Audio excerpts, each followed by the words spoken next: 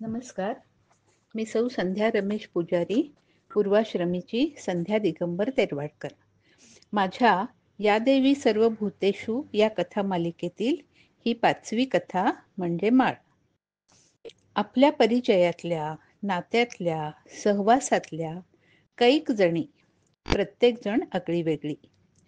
त्यातीलच काही जणींचं आगळं वेगळं पण थेट हृदयात उतरलं.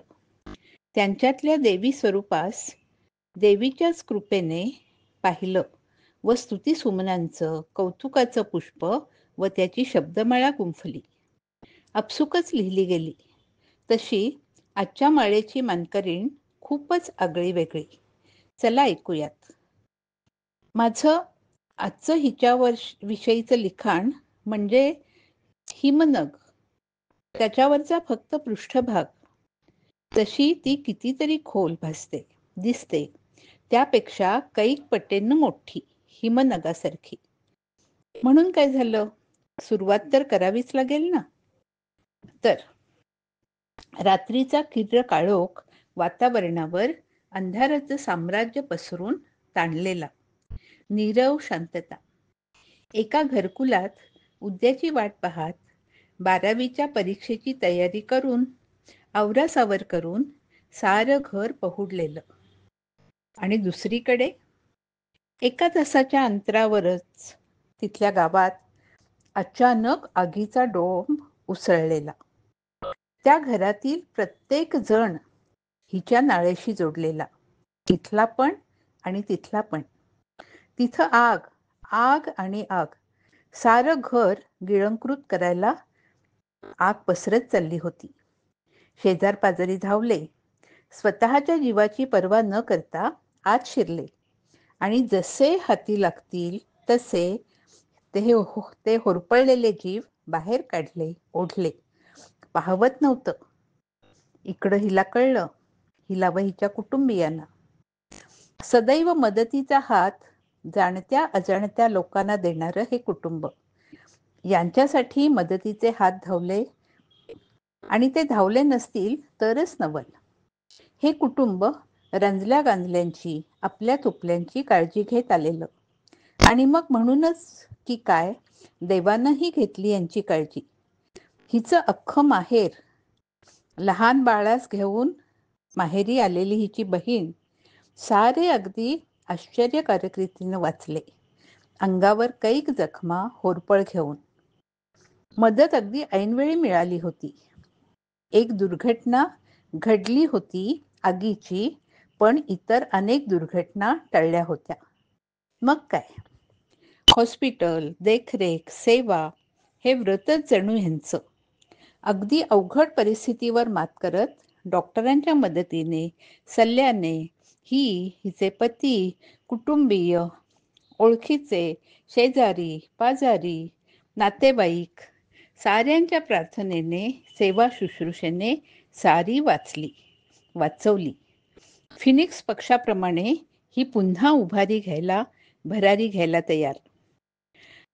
खरंच हिच्याविषयीची जितकी माहिती हाती आली त्यावरून मला तर असं वाटू लागलं की हिच्यावर कथा नाही तर एक कादंबरीच लिहावी लागेल. पण मग एका कथेत हे सारं कसं मांडू? नाही शक्य. पण हाती लागले ते माहितीचं पान चाळलं आणि त्यावरच शब्दसुमन माळलं. आता हेच पहा ना.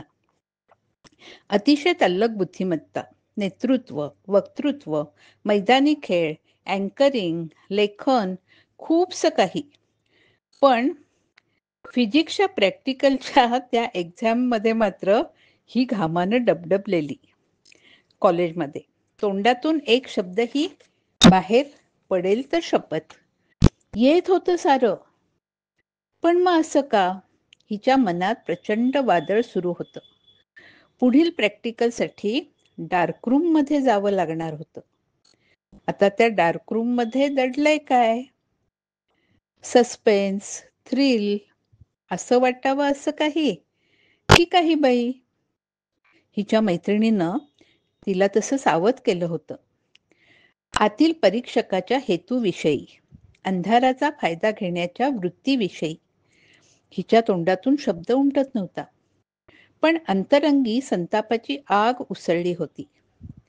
हिला जसं कळलं मैत्रिणीकडून, त्या क्षणीच तिनं स्वतःच्या वडिलांना, प्राचार्यांना आणि मोजक्याच लोकांना विश्वासात घेऊन जे कानी आलं, जे तिच्या कैक मैत्रिणींनी अनुभवलं ते सांगितलं. आणि बहादूर ही अशी साऱ्यांच्या मदतीनं लावला सापळा. अन्याय सहन करेलच कशी, ही नाहीच करणार आणि केलाही नाही.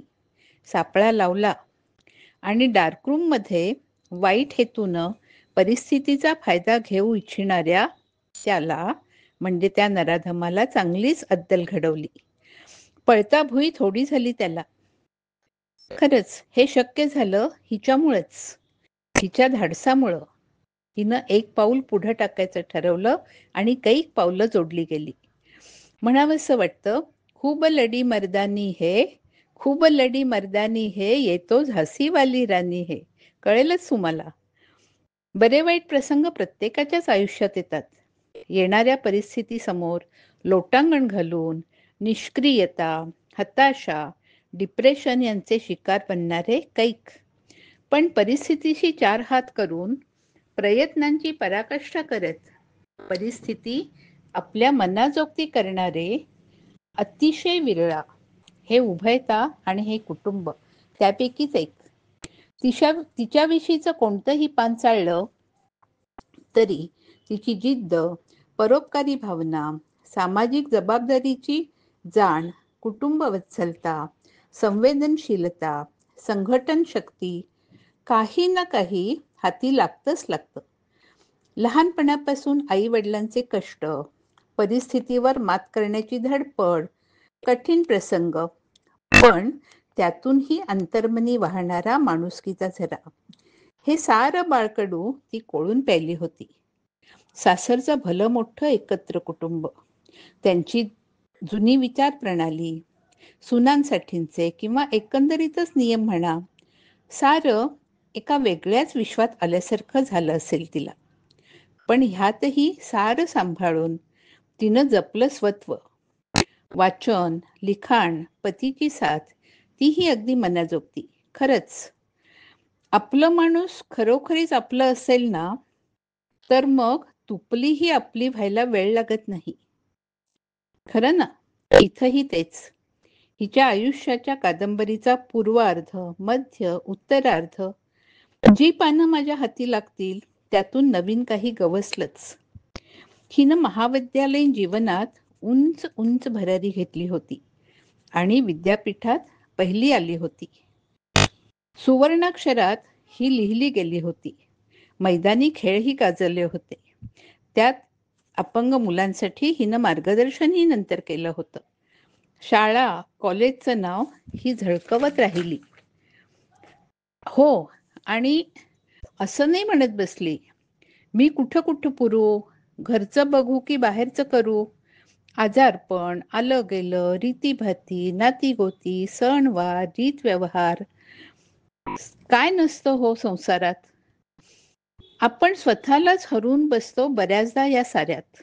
विसरतो आपली ओळख. विसरतो आपली ओळख निराशेच्या डोहात गर्द काळोख. पण काही जणींचं असं नसतं. त्या स्वत्व जपतात, परिस्थितीवर मात करतात, सारं सारं सांभाळून स्वतःच्या नावाचा शिक्कामोर्तब काळावर करतात. हिची झुंजार वृत्ती, प्रसंगावधानता कुटुंबियांनी, समाजाने खूपदा अनुभवलेली.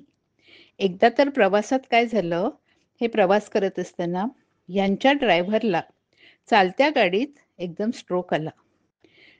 गाडी भली मोठी, हिला ड्रायव्हिंग येत होतं, पण पतींनाही त्यावेळेला ताप आलेला. मग आता काय करणार? हिचे यजमान होतेच, त्यांनीही प्रसंगावधानता दाखवली आणि ही पठ्ठी रस्त्यावर उभं राहून आल्या गेल्या वाहनांना थांबवण्याचा प्रयत्न करत शेवटी मदत मिळवली आणि दुसरा ड्रायव्हर शोधून गाठलं की आपला इच्छित पल्ला. सारंच कौतुकास्पद. आजी सासूबाईंची हिनं अगदी मनापासून केलेली सेवा, साऱ्यांचीच तशी. खरंच निशब्द व्हायला होतं. ही पहिल्यांदा आई होणार या बातमीनं किती मोहरलेली. कुणीही मोहरे. पण प्रसूतीच्या वेळी एकतर आई वाचेल का तर बाळ, डॉक्टरनी सांगितलं. किती क्रूर असतो ना काळ. पण हिनं हिच्या यजमानांनी, कुटुंबियांनी घेतली होती कैकांची काळजी. आणि इथं मग देवानं घेतली यांची काळजी. जो इतरांची काळजी घेतो, देव त्याची काळजी घेतो, हेच खरं. खरंच, देवा काळजी र माझ्या देवा काळजी र, देवा काळजी र माझ्या देवा काळजी र. आई व बाळ दोघेही वाचले. हिची मुलंही हुशार, धाकटा बोर्डात झळकलेला. पण मला वाटतं केवळ बुद्धिमत्ता हेच यशाचं कौतुकाचं मोजमाप नसावं. कौतुकासाठी माणसानं माणूस असावं. आणि नेमकं तेच इथं आहे.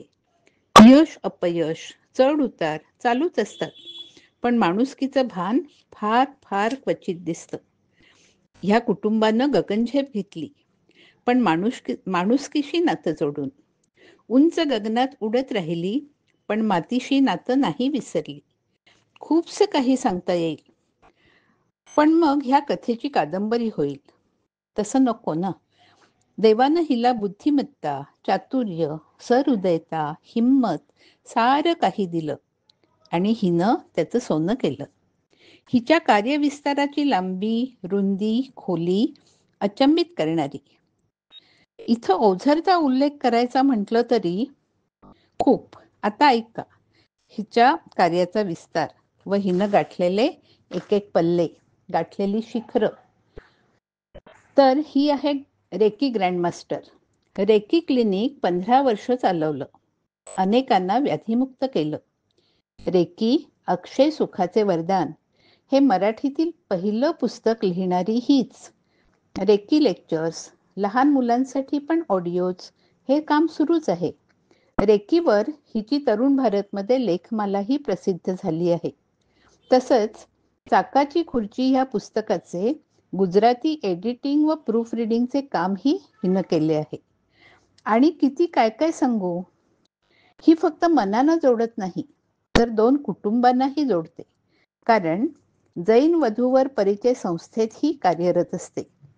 सखी सबला सखी मासिकात विविध लेख लिहिणारी ही लेखिका. मनाचे तंत्र व मंत्र सांगणारी, त्यावर भाषणे देणारी, शाळा, कॉलेजेस, संस्था, क्लब इथे वक्तृत्व कलेने सर्वांची मने जिंकणारी अशी ही विविध कार्यक्रमांचे समर्थपणे सूत्रसंचालन करणारी. इथेच न थांबता रेडिओ FM मिरचीवर जाहिरातीतही आपला ठसा उमटवणारी. खरंच केवळ अचंबित करणारी.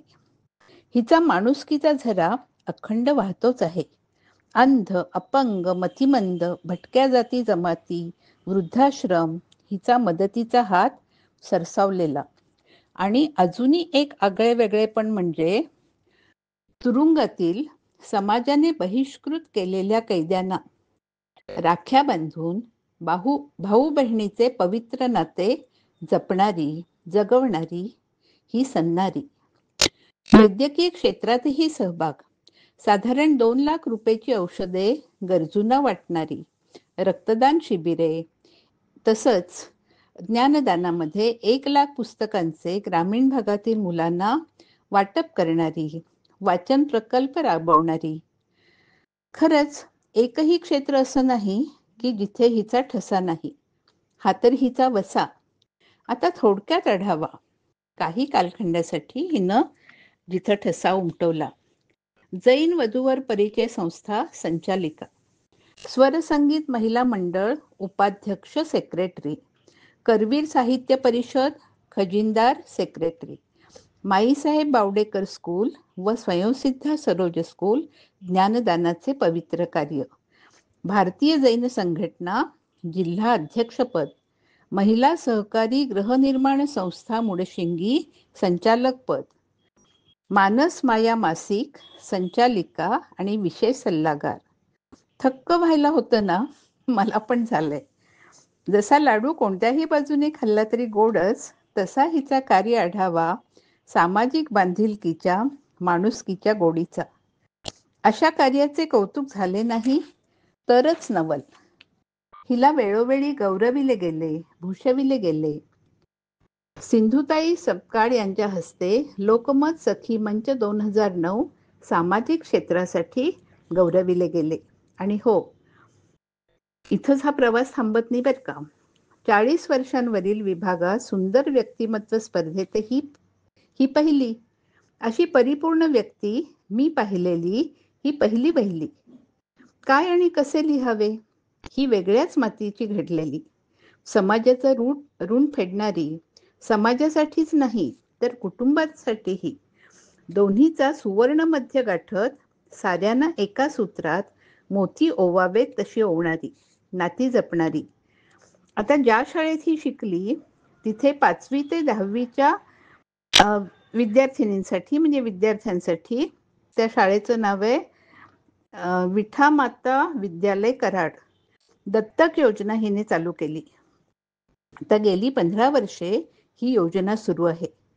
हिने एक मुलगी अगदी शिक्षण व लग्नापर्यंतच्या जबाबदारीसाठी 4 वर्षासाठी दत्तक घेतली आहे.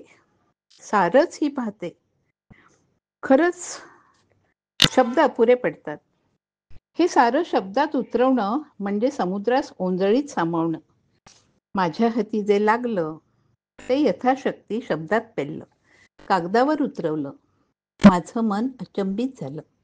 तुमचंही नक्कीच झालं असेल. हे एक परिपूर्ण व्यक्तिमत्व. योगायोगानं हिच्या बोलकी पुस्तके व सप्तरंग 594 ह्या यूट्यूब चॅनलनं परिचयाचं झालं. आमची अंतरंग जुळली. कोरोना काळात यूट्यूबद्वारे हिनं मनं जोडली, माणुसकी जपली. अशी ही अष्टपैलू व्यक्तिमत्व असणारी, आपण अष्टभुजा म्हणूयात, रणरागिणी म्हणूयात किंवा डार्करूम मधली महिषासुरमर्दिनी म्हणूयात, काहीही म्हणूयात, पण या कार्यापुढे नतमस्तक होऊयात व ही 5वी माळ हिला अर्पण करूयात. हो, ही कोण? ही कराडची माहेरवाशीण निलिमा सारालाल शहा आणि आता कोल्हापूरवासिनी सौ नीलम अभय दोशी. हे तर सोनं 52 कशी. तर या देवी सर्वभूतेषु सर्वरूपेण संस्थितः नमस्तस्यै नमस्तस्यै नमस्तस्यै नमो नमः. श्री गुरुदेव दत्त. धन्यवाद.